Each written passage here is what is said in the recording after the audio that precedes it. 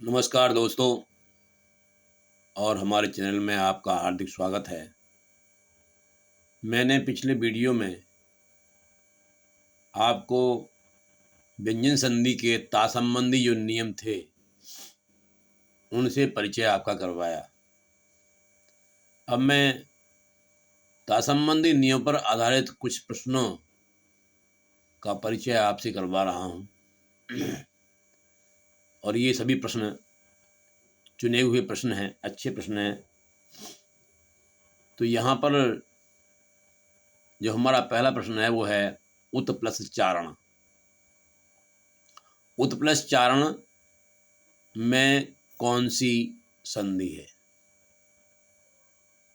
तो यहाँ पर जो है आप देख रहे हैं कि ता का चा में परिवर्तन हो रहा है, तो संधि तो यहाँ पर व्यंजन संधि ही होगी। इसका जो सही विकल्प होगा वो व्यंजन संधि होगा, क्योंकि अयादि संधि में क्या होता है, अयादि संधि में ये नहीं होता, विसर्ग संधि में भी ऐसा नहीं, इस तरह का नहीं होता, और दीर्घ संधि में भी इस प्रकार से नहीं होता है। अब यहाँ पर अगला प्रश्न हमारा है उच्चारण। उच्चारण शब्द के शुद्ध संधि विच्छेद कौन से होंगे? तो उच्चारण में आप देख रहे हैं कि उच्चारण में जो आप ये चा है, ये चा जो बना है वो ता से बना है, तो ये निश्चित हो जाना चाहिए कि ये जो ता है, ये जो चा है, ये हमारा उत के साथ में है। लेकिन हमें ये देखना है कि जो शुद्ध जो विच्छेद है वो है कौन सा, और फिर चारण है ही इसमें। तो यहाँ पर देखिए पहला विकल्प है, यहाँ उत प्लस चारण है, लेकिन यहाँ पर एक है कि यहाँ पर ये चा जो है ये हलंत चा नहीं, हलंत ता नहीं है, ये ता पूरा ता है यहाँ पर। अगले में देखते हैं, अगले विकल्प में यहाँ भी उत प्लस चारण है, लेकिन यहाँ पर जो ता है वो हलंत युक्त है। तो इसका मतलब क्या हुआ कि जो उचित जो इसका उत्तर है वो खा विकल्प ही होगा। इसका ये खा विकल्प इसका जो है वो सही उत्तर है। इसके बाद में क्या है कि जो अगला हमारा जो प्रश्न है वो प्रश्न हमारा है सत प्लस चरित्र। सत प्लस चरित्र जो विच्छेद है ये किस शब्द के लिए है? कहने का मतलब इसका हमें शब्द ढूंढना है, कौन सा शब्द है ऐसा जो इसके लिए प्रयोग हो सकता है। तो यहाँ पर आप देखिएगा कि ता का जो परिवर्तन है वो इसका चा में होना है। चा में यहाँ है, इसके बाद में यहाँ नहीं है, यहाँ चा है, लेकिन यहाँ पूर्ण चा है, यहाँ पर भी जो है ता है, चा नहीं है। तो जो उचित इसका शब्द होगा वो होगा सच्चरित्र। ये इसका सही उत्तर होगा, पहला विकल्प। पहला विकल्प जो है इसका वो सही उत्तर होगा। तो इसके बाद अगला हमारा जो प्रश्न है वो प्रश्न हमारा है तत् प्लस लीन। तत् प्लस लीन किस संधि का उदाहरण है? तो देखिए यहाँ पर जो परिवर्तन हुआ है वो ता का ला में परिवर्तन हुआ है। ता का ला में परिवर्तन हुआ है यहाँ पर। तो ये जो है ये भी व्यंजन संधि का ही उदाहरण है। इसका जो विकल्प है वो व्यंजन संधि ही है। ये इसका सही उत्तर है। इसके बाद ये जो पूछता है, माफ करना, ये पूछता है कि तत्प्लस लीन किस संधि का उदाहरण है? तो ये संधि आपकी व्यंजन संधि है।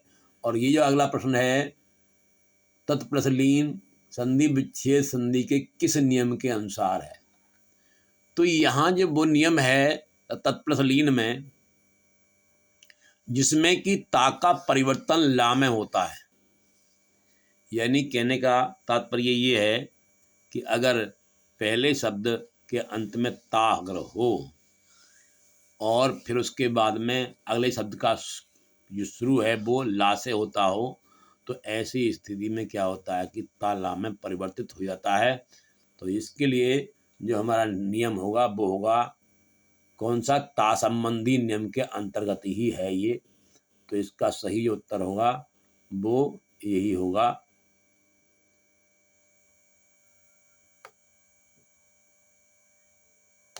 इसका सही उत्तर जो होगा वो यही होगा, गा विकल्प, ता संबंधी नियम। तो इसके बाद आप अगला उदाहरण देखेंगे। अगला जो प्रश्न है वो है उत्प्लस लंघन में कौन सी संधि है। उत्प्लस लंघन में कौन सी संधि है। तो भाई ये आप जो संधियों के जो आप प्रश्नोत्तर पढ़ रहे हैं ये व्यंजन संधि के ही हैं। और दूसरी बात ये है अगर हम पहचानना चाहें तो हमें पहचानना जरूरी है। तो अभी आपने देखा कि उत प्लस लंघन यहाँ पर जो है ता का ला में परिवर्तन है। तो ये जो है ये कौन सी संधि में है, ये व्यंजन संधि में ही है। तो इसका सही विकल्प जो होगा वो ये होना चाहिए, गा विकल्प। गा विकल्प इसका सही विकल्प होगा। इसके बाद में जो अगला प्रश्न है वो है उत प्लस डयन। तो यहाँ पर आप देख रहे हैं कि उदाहरण के लिए उचित संधि कौन सी होगी। तो यहाँ उदाहरण के उचित संधि, तो यहाँ पर देखिए कि जो संधि इसके लिए होगी वो व्यंजन संधि इसके लिए उचित होगी। तो इसका जो है वो सही उत्तर होगा व्यंजन संधि। क्योंकि आप देख रहे हैं कि यहाँ ता का डा में परिवर्तन हुआ है और ये ता परिवर्तन जो है वो व्यंजन संधि के अंतर्गत है, ता संबंधी नियम में।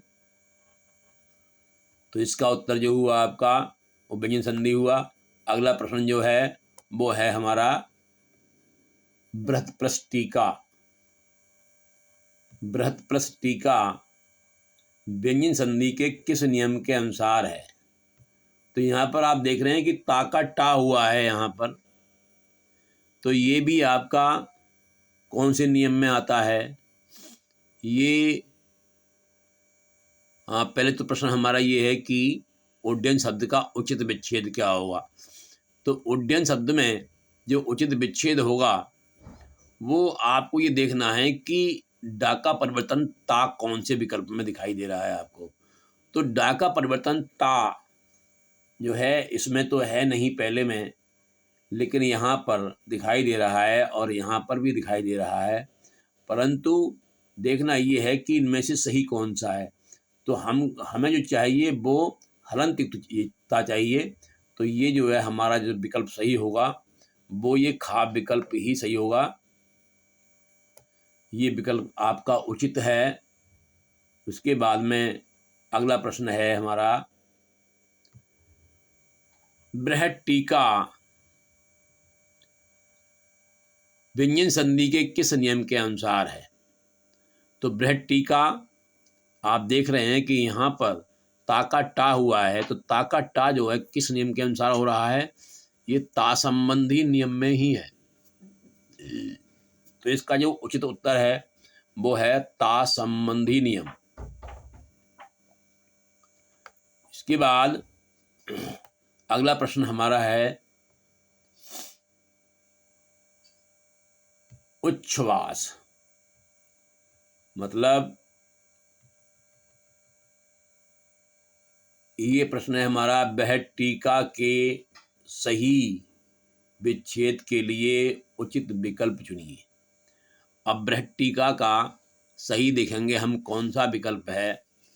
तो आप ये देख रहे हैं कि यहाँ बृहत् टीका ये डबल टा बन रहा है यहाँ पर। इसका मतलब ये हुआ कि एक टा का के साथ में है और एक टा हा के साथ में है। तो ये टा जो बना है वो ता से बना है। तो क्या है कि बृहत होना चाहिए, तो बृहत यहाँ भी है और बृहत यहाँ भी है। तो हमें क्या चाहिए कि ये हलंत युक्त ता होना चाहिए। तो इसके लिए जो उचित जो उत्तर होगा इसका, वो ये गा विकल्प होगा। ये गा विकल्प जो है इसका सही उत्तर है। इसके बाद में अगला प्रश्न है, उत्श्वास बराबर उच्छ्वास में संधि बताइए। तो यहाँ पर आप देखेंगे कि ता का परिवर्तन चा में और शा का परिवर्तन छा में हुआ है। तो ये जो है आपकी संधि, ये ता संबंधी ही नियम है और ये व्यंजन संधि ही इसमें होगी। तो इसका जो सही उत्तर होगा वो होगा व्यंजन संधि। इसका सही उत्तर व्यंजन संधि होगा। तो मैंने आपको इन संधियों के जो कुछ चुने हुए प्रश्न हैं इनसे आपका परिचय कराया, और इसके अलावा कुछ और भी अभी व्यंजन संधि के नियम बाकी रह गए हैं, वो मैं आपको उनका परिचय अब अगली वीडियो में करवाऊँगा। तब तक आप जो है मेरे अगले वीडियो की प्रतीक्षा कीजिए। धन्यवाद।